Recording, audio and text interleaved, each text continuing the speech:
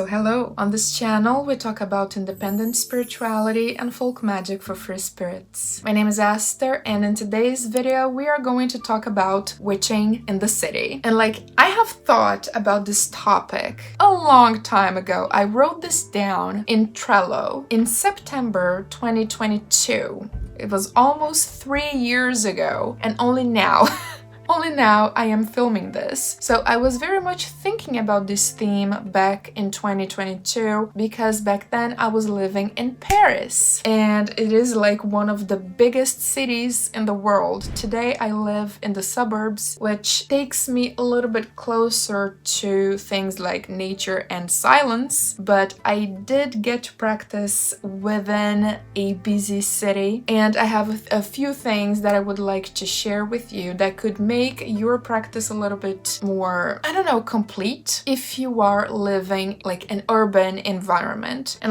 why would that be a thing? Because spiritual practices, a witchcraft practice, they are very much connected with nature, right? With the woods, the forest, land spirits. I mean, of course, it depends on your path and your spiritual choices, but the contact with nature can be a big part of it. It doesn't really matter that much your path of choice. Connecting with nature is something that you might miss it sometimes. Me, at least, I remember that I missed it when I was in Paris. And yeah, so I'm gonna share some tips with you, and I hope that they will be helpful. Of course, that you will need to get local, right? You will need to walk around a little bit and see what's available to you. You can use Google Maps for that to discover places. So I am going to suggest local shops. Why local shops? Because at those shops you can find dried ingredients. Not everything, but many things. Maybe you live in an apartment and it's not really possible for you to grow your own herbs and plants, so you will need to get them dried. There's no problem with that, absolutely no problem. And I remember I've made a video at the very beginning of my channel. It was, what was that called? It was something like essential tools at the supermarket, something like that. I recommend you watch that video because I have some tips on that video too. That video is I'm so awkward. My hair was super short. My God, how time passes. It's fascinating. And hair grows. Never be scared to cut yours. But anyway, I digress. Local shops, they are going to be fundamental for you to acquire certain tools and certain ingredients. For example, herbs. So take a look at the local supermarket, what's available there. Over here, I find many interesting items at my local grocery store when it comes to dried herbs and also some other ingredients. So yeah, take a look around. Also, for example, there's an African market or a Chinese market nearby somewhere. You are going to find interesting ingredients because me, for example, I use a lot of corn flour and manioc flour in my practice, and the regular supermarkets don't sell those things, but I can find them at African markets, and so that's very useful. Another thing that is going to make a lot of difference for you when you need to feel grounded, you need to feel connected with some nature of some sort, are the local parks. Paris has some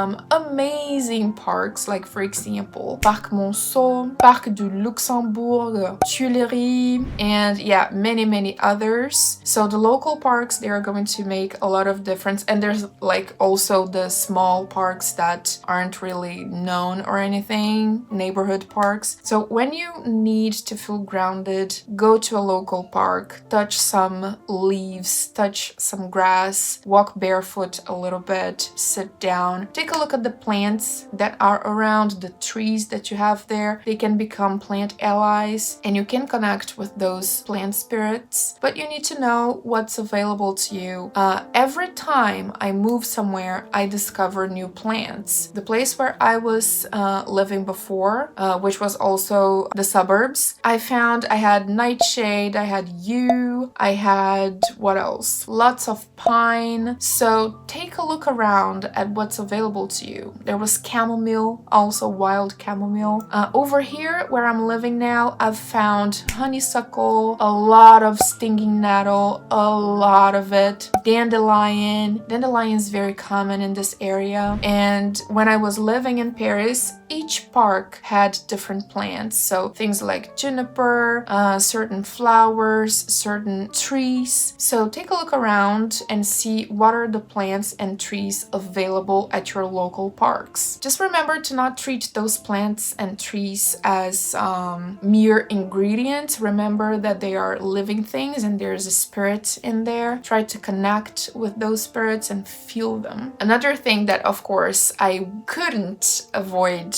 mentioning are the local cemeteries. They are going to be a big part of your practice, maybe, if you want to work with spirits of the dead and if you want to connect with the local on a deeper level, because I find that cemeteries, they carry so much history. You can get to know many interesting facts about your town, your city, by visiting the cemeteries. You get to know the history of the place through the history of the people in there, like buried in the cemetery. So yeah, you gotta visit your local cemetery. It sounds a little bit redundant and a little bit obvious, but sometimes the obvious needs to be said. Maybe it didn't occur to you that the local cemetery would be a great liminal space for you to visit regularly and maybe adopt a grave. If you don't know how to adopt a grave, I do have a video on my Patreon page where I share my own way of doing it if you want to check it out. Another place that can be interesting for you are flower shops, because maybe you cannot get a certain flower that you need for an offering, or I don't know. You can take a look at the local flower shop and see what's available, what they have, what you could maybe ask them to get for you. Sometimes they can get certain plants that maybe you're not finding anywhere. So the local flower shop can also become an ally in your personal practice. I'm gonna give you a tiny list of some apps that can be useful, okay? Are you ready? Here's the list. To gather information of my practice, there are some organization apps / websites that I have used over the years, and that you can try things out with them, and you know, just take a look. There's OneNote that you can use, there's Trello, and there's Notion. I have, by the way, my digital grimoire on Notion. It's my favorite, and I do have the template for my Notion grimoire on my website. All links to everything are going to be down in the description, okay? I use my grimoire on Notion almost every day. It is very practical because you don't have to carry anything with you. You already have your phone with you anyway, so if you need, you can just jot something down real quick, have a picture taken of something and attach to your entry. It is amazing. I love to use Notion as a grimoire on the go. It is, of course, there are certain things that I write down and I add to my physical grimoire, but having it on your phone is very practical. So you can take a look and see what app would work best for you. OneNote, Trello, or Notion. I do recommend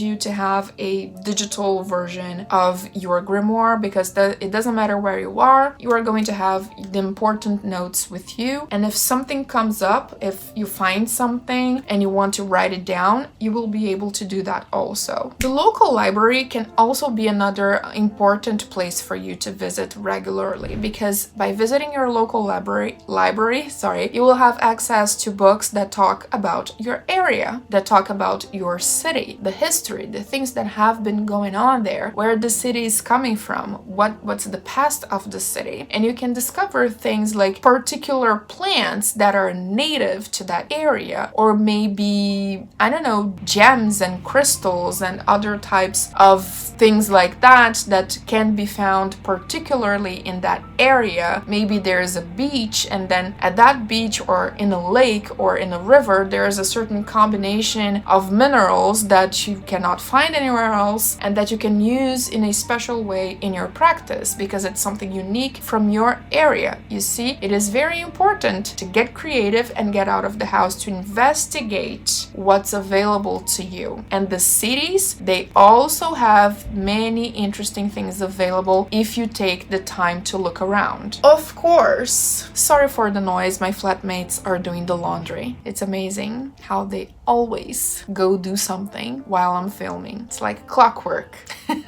But as I was saying, one of the things that a city has the most are crossroads. And crossroads are one of the most, it's a timeless liminal space. I usually say that a crossroads is like an apartment building where you can visit many different people. You just need to know what's the number of their apartment, and then you go there and you ring the bell to talk to them. Crossroads are everywhere in a city. You just need to, take a look around and see which ones you could hang around in and make them your own in a way. So knock yourself out, explore the crossroads as a liminal space. You're not gonna regret it, but wear your protections, and have the number of the apartment that you want to reach out to, okay? Just like an apartment building, you cannot walk up to the door and try to communicate with somebody who lives in there if you don't know who you want to talk to. It's the same thing at the crossroads. You want to talk to a spirit, you want to reach out to somebody at the crossroads, you gotta know who. You gotta have a name, all right? And another thing that can be extremely useful to you, doesn't matter where you are, if it's a small town or a big one or a big city, is the local tourism office, because they will have a lot of detailed information about the history, about monuments, about things that happened in that place that you have no idea about. I love the tourism office. It's one of your best friends to getting to know the land where you are standing. Even if you were born and raised in your city, there can be many things that you don't know about. Simple as that. And the tourism office, they will have all the information for you. And they will have little booklets and, little things that you can explore later. I remember that when I was living in the other town before coming here, I went to the tourism office and they gave me so many booklets. There was even a guide to the local trees of the area. It was amazing. So you gotta take a visit, you gotta pay a visit to your local tourism office. Do you have any other tips and tricks for practicing in the city and